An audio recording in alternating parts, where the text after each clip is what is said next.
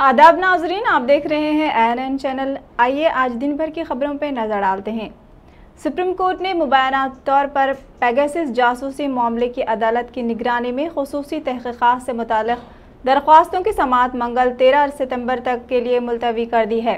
Chief justice NV Ramana, justice Suryakant और justice AS Bopanna के division bench ने मरकज़ी हुकूमत की जानिब से पेश होने वाले सॉलिसिटर जनरल तुषार मेहता की दरख्वास्त पर समाअत 13 सितंबर तक के लिए मुलतवी करने का फैसला किया है। समाअत के दौरान मेहता ने कहा कि उन्हें इंसाफी हलफनामे के लिए कुछ और वक्त दरकार है, क्योंकि वो किसी वजह से मुताल्लिक़ा अफसरान से नहीं मिल सके हैं। वज़ीर आज़म नरेंद्र मोदी ने मंगल के रोज़ कहा है कि इज्तिमाई कोशिशें हमारी रिवायात का हिस्सा रही हैं और गुज़िश्ता 6-7 बरसों में अवामी शराकत के ज़रिए बड़े बड़े काम हुए हैं, जो अब एक कौमी किरदार बन रहा है। शिक्षक प्रो तक़रीबात के दौरान असातिज़ा, तलबा और तालीम के शोबे से वाबस्ता लोगों से खिताब करते हुए मोदी ने कहा है कि इज्तिमाई जहन साजी ने कौमी तालीमी पॉलिसी को नाफिज करने में मदद की है। हर एक की कोशिश से मुल्क के अज़्म को एक नया हौसला मिलेगा। गुज़िश्ता 6-7 बरसों में अवामी शराकत के साथ ऐसे काम हुए हैं जिनका तसव्वुर भी नहीं किया जा सकता। अवामी शराकत की वजह से सफाई समेत बड़े बड़े काम हुए हैं और अब ये एक कौमी किरदार बनता जा रहा है।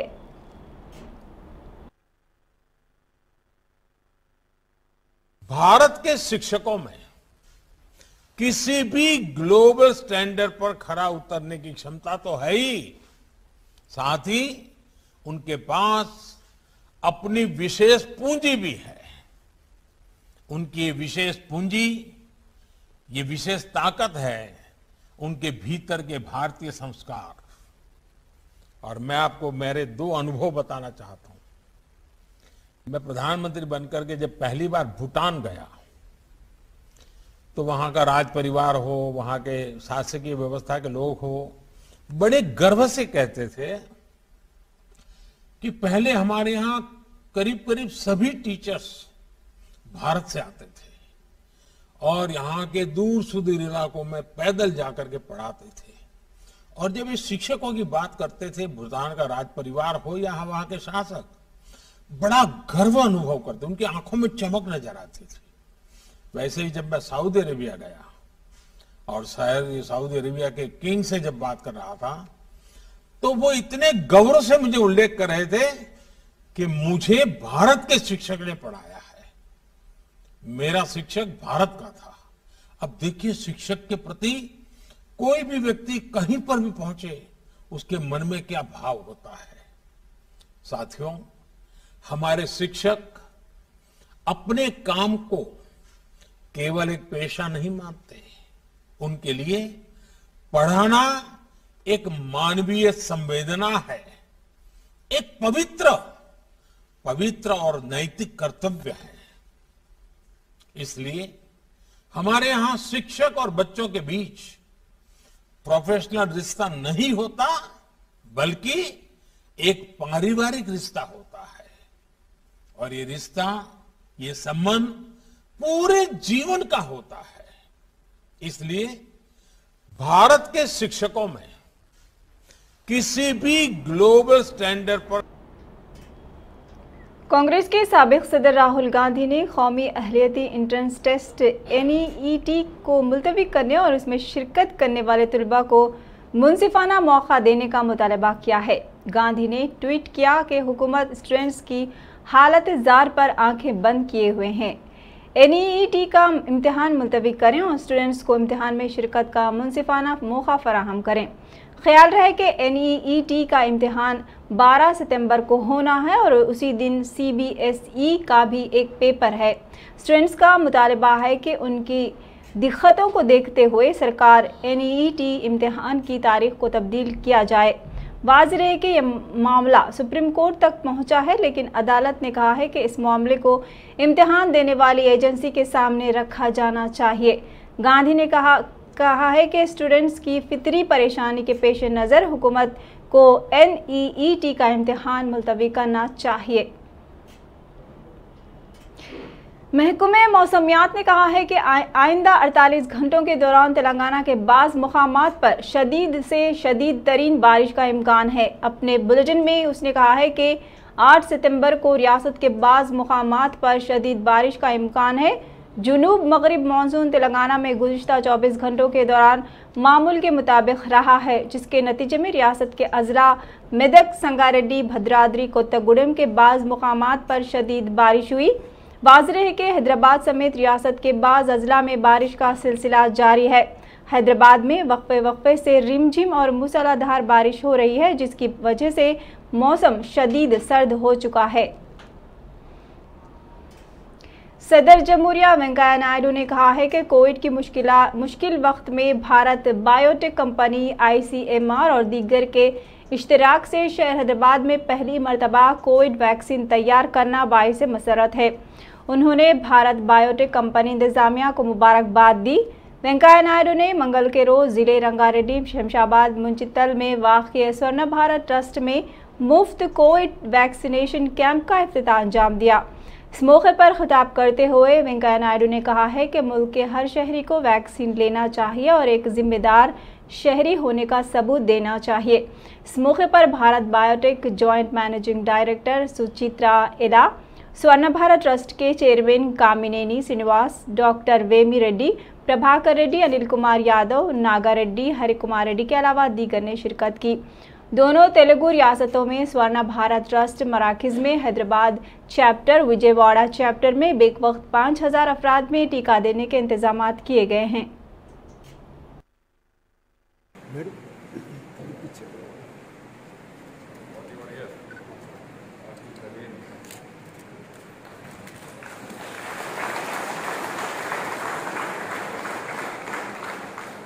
ICMR సహకారంతో మన హైదరాబాద్ నగరంలో ఈ యొక్క వ్యాధిలో ఈ భారత్ బయోటెక్ కేంద్రం ఏర్పడి మన సైంటిస్టులు, భారతీయ సైంటిస్టులు, మన యొక్క భారత్ బయోటెక్ యజమాని వీళ్ళందరూ కలిసి సాంకేతిక సిబ్బంది సహకారంతో భారతదేశంలో మొట్టమొదటి స్వదేశీ వ్యాక్సిన్ తయారు చేయడం మనందరికీ చాలా సంతోషకరమైన విషయం.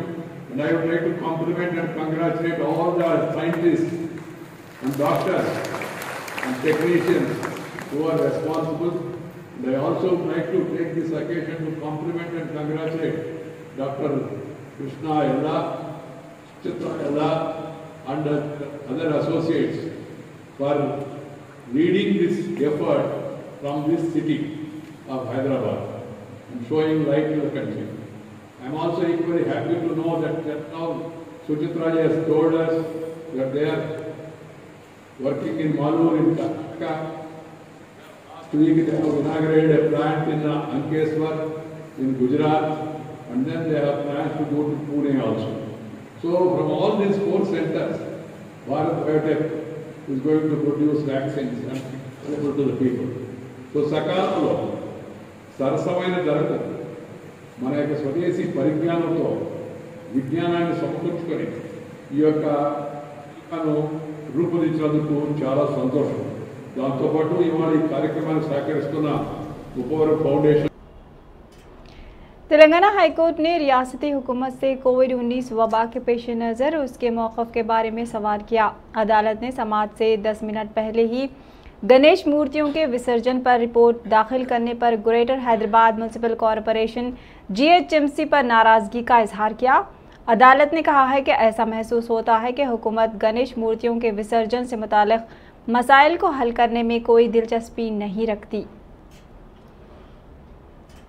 वज़ीर आला के चंद्रशेखर राव, जो गुज़िश्ता 7 रोज़ से नई दिल्ली में मुक़ीम हैं, मंगल के रोज़ वज़ीर आला ने ओहदेदारों से टेली कॉन्फ्रेंसिंग के ज़रिए बात करते हुए हिदायत दी कि वो फौरी तौर पर बारिश से होने वाले नुकसानात का जायज़ा लें और अवाम उन्नास को दरपेश मुश्किलात ना होने पाए जैसे इंतज़ामात किए जाएँ और जिन अजला और देहात में बरक़ी मनक़ता हो गई है वहाँ पर बरक़ी सरबराही बहाल करने के इक़दाम किए जाएँ। उन्होंने ओहदेदारों से कहा है कि महकमे मौसमियात की पेश क़यासी को देखते हुए आइंदा 2 रोज़ तक तमाम महकमे जात के ओहदेदार अलर्ट रहें। वज़ीर आला के चंद्रशेखर राव ने चीफ सेक्रेटरी सोमेश कुमार से भी बात करते हुए कई एक हिदायतें जारी की हैं। वज़ीर दाखिला मोहम्मद महमूद अली ने जलविहार में मुनक़िदा पार्टी इजलास को ख़िताब करते हुए बताया कि 18वीं सदी में मुल्क को आज़ाद करवाने वाले महात्मा गांधी पैदा हुए तो 19वीं सदी में तेलंगाना को हासिल करने वाली अजीम शख्सियत के चंद्रशेखर राव पैदा हुए। उन्होंने बताया वज़ीर आला के चंद्रशेखर राव ने मुसलसिल 14 साल तक जिद्दोजहद करते हुए कई बार 11 ओहदों से इस्तीफ़ा दिए और मुसलसिल 11 दिन तक मरण व्रत रखते हुए तेलंगाना को हासिल किया और तेलंगाना की तश्कील के बाद रियासत को सुनहरे तेलंगाना में तब्दील करने के लिए तेज़ी के साथ इक़दामात किए। इस इजलास में टीआरएस वर्किंग प्रेसिडेंट व रियासती वज़ीर के.टी. रामाराव, रुकन राज्यसभा के Shivrao, greater Hyderabad mayor Vijayalakshmi, deputy mayor Srilatha, अराकीन पार्लियामेंट, अराकीन असम्बली व काउंसिल के अलावा सैकड़ों ग्रेटर हैदराबाद के पार्टी कायदीन और कारकुनान मौजूद थे। जो उस वक्त पार्लियामेंट में पास हुआ, बड़ी मुश्किल से पास हुआ। अगर केसीआर साहब की जद्दोजहद नहीं रहती तो बिल पास नहीं होता। सीएम साहब ने जब 2009 के इलेक्शन के बाद तेलंगाना के लिए जो जद्दोजहद कर रहे थे, बाद में सीएम साहब ने देखा कि तेलंगाना नहीं बनेगा, कई बार तेलंगाना के लिए इस्तीफा दिया, आखिरकार मरण मत बैठा। एक दिन अगर आप खाना नहीं खाते, दोपहर का नहीं खाते, सुबह का नहीं खाते तो माँ बाप ढूंढते निकल जाते। पर हमारे ऑनरेबल सीएम साहब ने 11 दिन मरण पर बैठा, एक दाना नहीं खाया।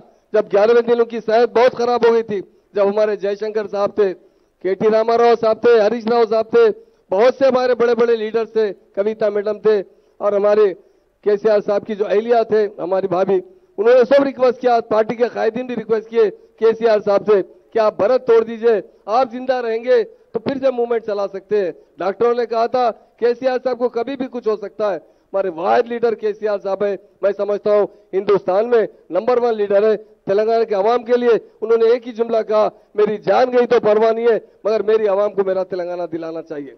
ऐसे लीडर कहां पैदा होते हैं बताइए? तेलंगाना बनने के बाद बहुत लोगों ने बातें की। हमारे पास 10 डिस्ट्रिक्ट थे तेलंगाना के अंदर, 9 डिस्ट्रिक्ट बैकवर्ड क्लास में आते थे। बहुत टोटल तेलंगाना में कोई डेवलपमेंट नहीं था, सारी दौलत आंध्रा में जाती थी। लोग उस वक्त सवाल करते थे केसीआर साहब से, साहब तेलंगाना बनेगा तो नेक्सटिज्म कैसा खत्म करेंगे, तेलंगाना बनेगा तो लैंड ऑर्डर कैसा कंट्रोल करेंगे, तेलंगाना बनेगा तो हमारे फार्मर जो खुदकशी कर रहे हैं उन्हें कैसा रोका जाएगा।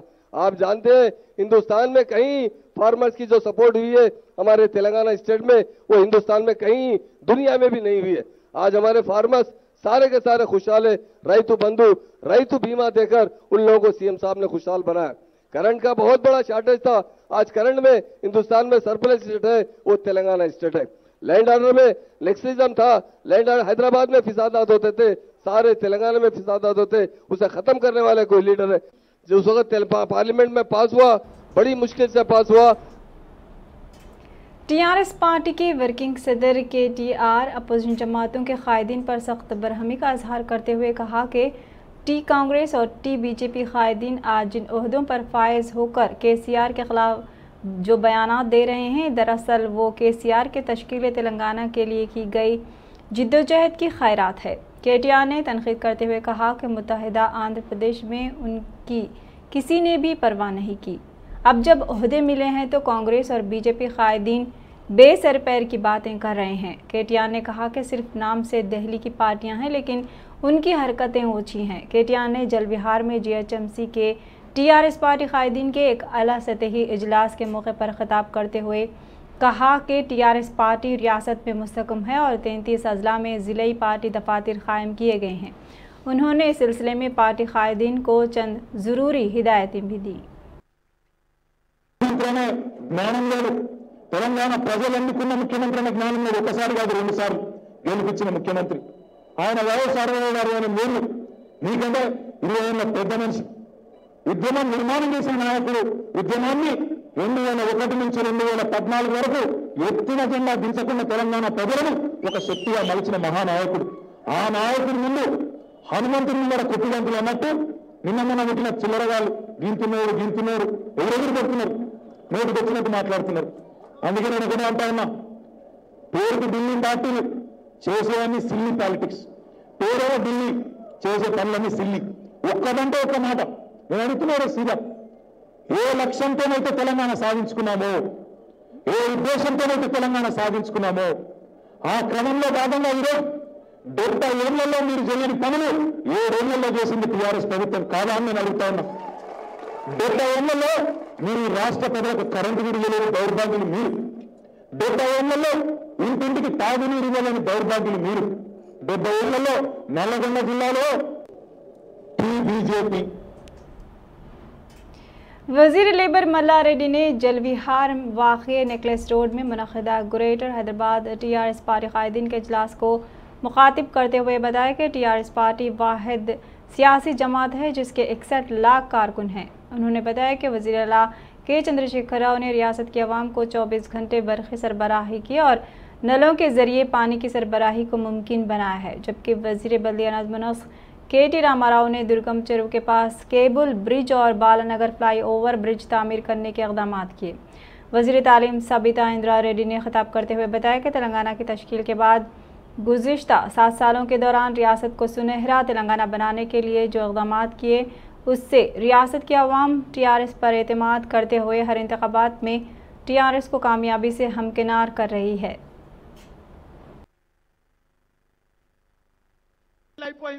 వీళ్ళకి వ్యతిరేకత వస్తుంది, ప్రభుత్వం మీద అది వస్తుంది ఇది వస్తుంది, అసమ్మతి ఉన్నదని చెప్పి రకరకాల పిచ్చి మాటలు మాట్లాడుకుంటా ఏదో కథలు చెప్పుకుంటా పిట్టే కథలు చెప్పుకుంటా ఇవన్నీ మాయ మాటలు చెప్పుకుంటా నడిపిస్తున్నారు. మనం దేనికి భయపడేది లేదు. 20 ఏళ్ల దాకా ఎప్పటికీ మనమే తెలంగాణలో మన సీఎం ఉన్నంత సేపు, మన కేసీఆర్ ఉన్నంత సేపు, మన కేటీఆర్ ఉన్నంత సేపు వాళ్ళే మనకంతా కూడా లీడర్లు కాబట్టి మనం కష్టపడుతున్నాం. మనం మోసం చేస్తేనే ప్రజలకు అన్ని రకాల కూడా అభివృద్ధి చేస్తున్నాం. ప్రతి చిన్న జాగలకెళ్ళి కూడా మనం అభివృద్ధి చేస్తున్నాం. దయచేసి మీరంతా కూడా పెద్ద ఎత్తున మీ డివిజన్లల్లో మీ బస్తీలల్లో ప్రతి ఒక్కరు కూడా మెంబర్షిప్ పర్ఫెక్ట్ చేసి వాళ్ళకు ఒక నాయకుడు దొరకొద్దు, వాళ్ళకు ఒక బస్తీల లీడర్ కూడా దొరకొద్దు. ఎందుకంటే మనం 7 ఏళ్ల నుండి కష్టపడుతున్నాం. ఒక మెంబర్షిప్ కూడా వాళ్ళ పార్టీలకు కావద్దు. ఆ రకంగా మీరు పని చేయాలి. మీరందరూ కూడా ఒక సైనికుల మాదిరిగా. మన తెలంగాణ రాష్ట్ర సమితి పార్టీకి సంబంధించి 60 లక్షల మెంబర్షిప్తో ఈరోజు తిరుగులేని పార్టీగా తెలంగాణ రాష్ట్రంలో ఏర్పడింది అనేది మనందరికీ తెలిసిన విషయమే. గౌరవ ముఖ్యమంత్రి కేసీఆర్ గారు 2 సార్లు ముఖ్యమంత్రిగా ఈరోజు తెలంగాణ రాష్ట్రంలో ఉద్యమ నాయకుడిగా తన చూసిన కష్టాలన్నీ కూడా తెలంగాణ రాష్ట్ర ప్రజలు ఆ కష్టాల్లో ఉండకూడదని ఎన్నో కార్యక్రమాలు తీసుకొని వచ్చిన సందర్భాన్ని ఒకసారి గుర్తు చేస్తా ఉన్నాం. ఇప్పటి వరకు మనం చూసినాం కాళేశ్వరం ప్రాజెక్ట్. గతంలో ఎప్పుడు కూడా చాలాసార్లు చూసే వాళ్ళం రైతుల ఆత్మహత్యలు, కరెంటు లేకుండా ఉండడం అనే తెలంగాణ రాష్ట్రంలో ఈరోజు 24 గంటల పవర్తో नायब सदर भारतीय जनता पार्टी व साबिक़ रुकन असम्बली NVSS प्रभाकर ने इलेक्शन कमीशन ऑफ इंडिया से ख्वाहिश की कि वो रियासत तेलंगाना में मुतय्यन चीफ इलेक्टोरल ऑफिसर को फौरी उनके ओहदे से अलहदा कर दिया जाए, क्योंकि CEO का रवैया रियासत में अपोजिशन सियासी जमातों के साथ दोस्ताना नहीं है। प्रभाकर ने आज मीडिया से बात करते हुए कहा कि वज़ीर आला के चंद्रशेखर राव और वज़ीर बल्दिया नज़्म ओ नस्क़ के.टी. रामाराव के अलावा तेलंगाना हुकूमत कोरोना वबा के कंट्रोल में रहने का मुसलसिल दावा कर रहे हैं और वज़ीर आज़म और मरकज़ी वज़ीर दाखिला से खुफिया तौर पर अपील करते हुए हुज़ूराबाद असम्बली हल्के के ज़िमनी इंतखाब को मुलतवी करवाया है। वजूहात त्योहारों की आमद बताई जा रही है।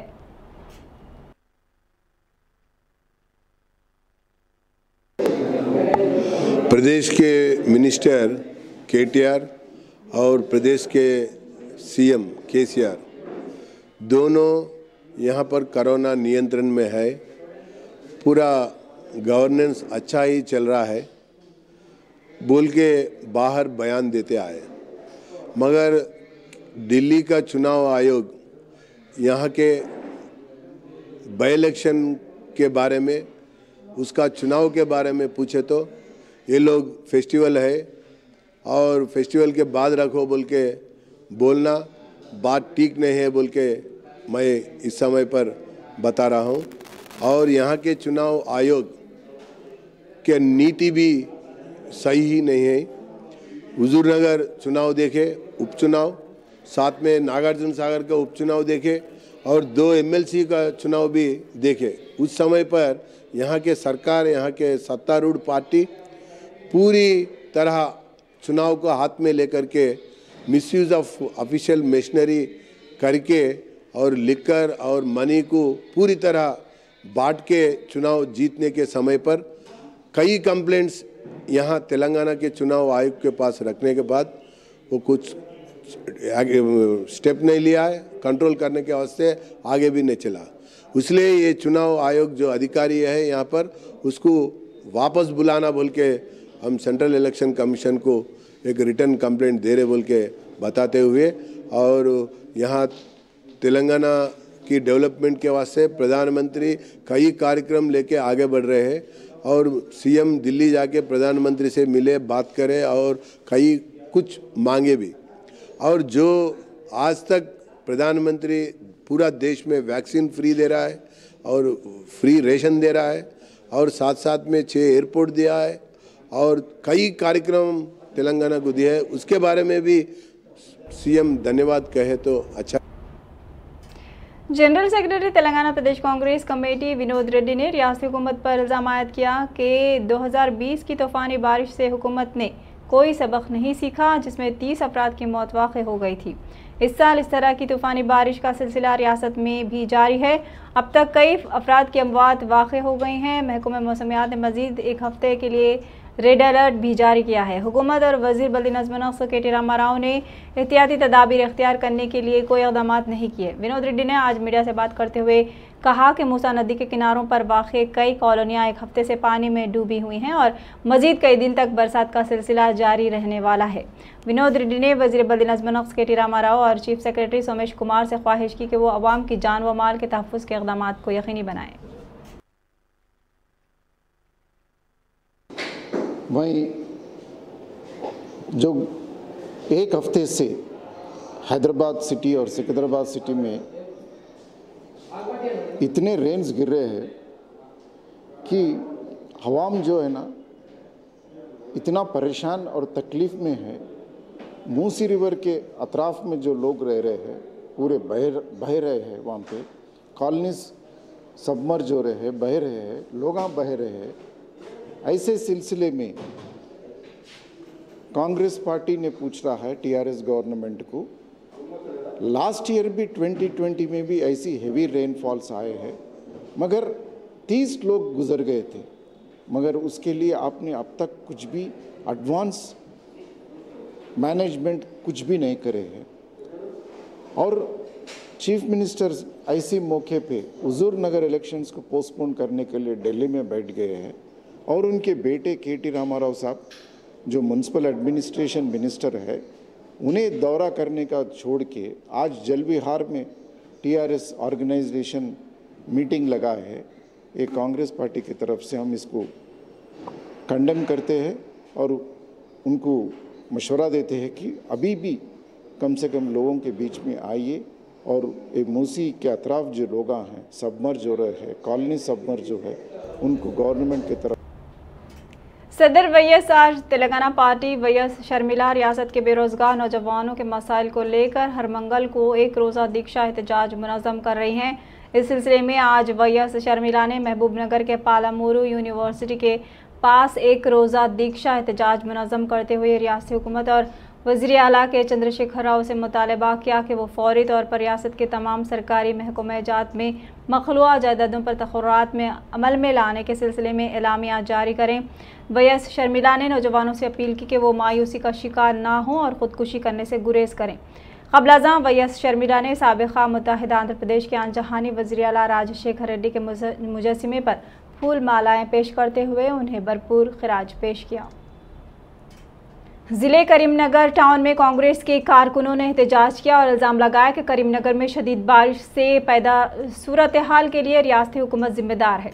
उन कारकुनों ने कहा कि वज़ीर आला के चंद्रशेखर राव ने दावा किया था कि करीमनगर को लंदन की तर्ज पर तरक्की देंगे, जबकि टाउन में हालिया बारिश की वजह से जगह जगह पानी भर गया है। कांग्रेस के कारकुनों ने घुटनों से ऊपर बहने वाले पानी में फंसी गाड़ियों को निकालने के लिए धक्का देते हुए अनोखा एहतजाज किया।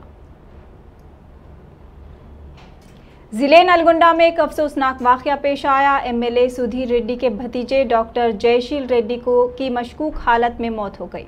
42 साला जयशील रेड्डी जो डिस्ट्रिक्ट हेडक्वार्टर के मैला देवलापल्ली गांव में एक फार्म में पर गए हुए थे, पीर को लापता हो गए। ताहम उनकी नाश की दस्तयाबी से कई शुकूक व शुबहात पैदा हो गए हैं।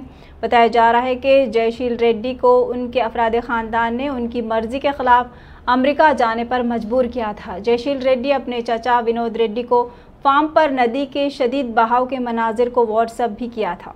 उसके बाद चचा विनोद रेड्डी ने दोबारा जयशील रेड्डी को फ़ोन किया और फ़ोन बंद था। मंगल के रोज़ जयशील रेड्डी की नाश करीबी तालाब से दस्तयाब हुई। पुलिस ने मुकदमा दर्ज कर लिया है और वाक़ये की तहक़ीक़ात में मसरूफ़ है।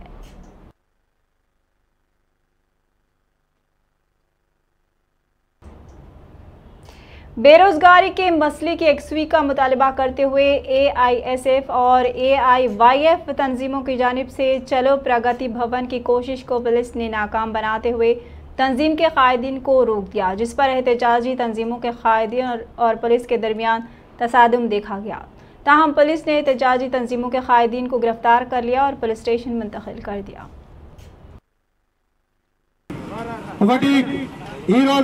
इदिगो नोटिफिकेशन तारीख पे तारीख ఈ కేసీఆర్ కి ఐసీకి కలిసి ఈ రోజు వరకు కూడా నోటిఫికేషన్ ఇవ్వలే, అంటే కేవలం తారీఖే మిగిలింది మనకు।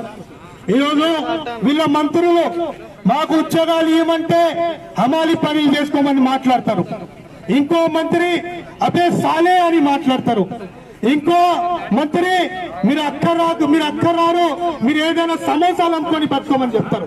అంటే ఇదేనా ఈ రోజు తెలంగాణలో విద్యార్థి యువకులకు ఇస్తున్నటువంటి గౌరవం? ఇదేనా? ఈ రోజు కేసీఆర్ ఈ వేదిక నుంచి నిన్ను హెచ్చరిస్తున్నా, మేము పెన్నులు పెట్టుకొని నీ ప్రగతి భవన్ రావాలనుకుంటున్నాం, దయచేసి మా చేతిలో రాళ్లు చూడకని ఈ వేదిక నుంచి హెచ్చరిస్తున్నా। ఈరోజు మేము దగపోయినటువంటి విద్యార్థులం, ఈ తెలంగాణ కోసం కొట్లాడినటువంటి విద్యార్థి సంఘాలు, ఇక్కడ ఉన్న ప్రతి ఒక్కరూ ఆకాశం కోసం ఆత్మగౌరవం కోసం త్యాగాలు చేసినటువంటి విద్యార్థి ఉద్యమ నాయకులు కార్యకర్తలు ఈ రోజు నేను హెచ్చరిస్తున్నాం, మా జీవితాలతో ఆడుకోకు బిడ్డ, ఇట్లనే నీ దుర్మార్గ పాలన కొనసాగిస్తే ఒక రోజు వస్తుంది, నీ ప్రగతి భవన్ ని బద్దలు కొట్టి నిన్ను అన్నంచి పారిపోయే లెక్క చేస్తాం, అది మన చుట్టాల దేశాల్లో చూస్తున్నాం, అట్లాంటి రోజు నీకు వస్తుందని సందర్భంగా హెచ్చరిస్తున్నాం। ఈరోజు ఇక్కడ ఉన్నటువంటి ఈ సమస్యలను ఈ రోజు వరకు ఒక్క రోజు కూడా ఈ సమస్యలు పరిష్కారం కాలే। ఈ రోజు 1,00,000 ఉద్యోగాలు భర్తీ చేస్తారని ప్రతి ఎన్నికల ముందు హామీలు తప్ప సమస్య పరిష్కారం మాత్రం అయితే లేదు। అందుకే స్పష్టంగా ఈ రోజు యువశక్తి కదిలింది విద్య। तेलंगाना में मानसून की बारिश का कहर जारी है। तेलंगाना के राजन्ना सिरसिल्ला जिला पूरी तरह से पानी में डूब गया है। जिले के कई इलाके लबरेज हो गए हैं, कई कॉलोनियां पानी में डूब गई हैं, जिसके नतीजे में घरों के सामने पार्क की हुई कारें, मोटर बाइक्स बह गए हैं, जबकि पानी के शदीद बहाव से आवाम को मुश्किलात का सामना भी रहा। वेमुलवाड़ा टाउन में शदीद बारिश की वजह से ज़ेर तामीर ब्रिज गिर गया। ये ब्रिज मूला वागू पर तामीर किया जा रहा था। 2 दिनों से हुई बारिश की वजह से मूला वागू में पानी का शदीद बहाव देखा गया। तेलंगाना के मुत्तहिदा ज़िले करीमनगर में शदीद बारिश की सूरत हाल का रियासती वज़ीर केतारक रामाराव ने जायज़ा लिया। राहत के कामों में तेज़ी पैदा करने की अहदेदारों को हिदायत दी। वज़ीर मौसूफ ने कहा कि अहदेदारों को चाहिए कि राहत और बाज़ आबादकारी के कामों में तेज़ी पैदा की जाए।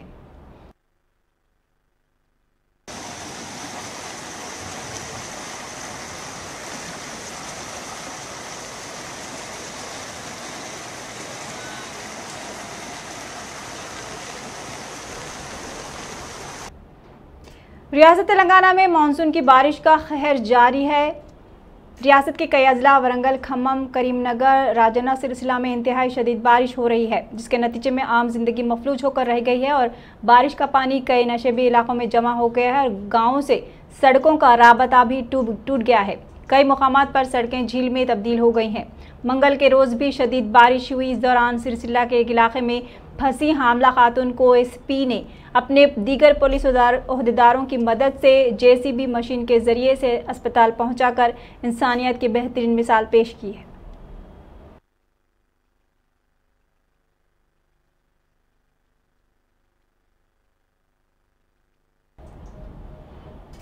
खबरनामे में फिलहाल इतना ही। INN पर खबरों का सिलसिला जारी है। देखते रहिए INN चैनल। अल्लाह हाफिज़।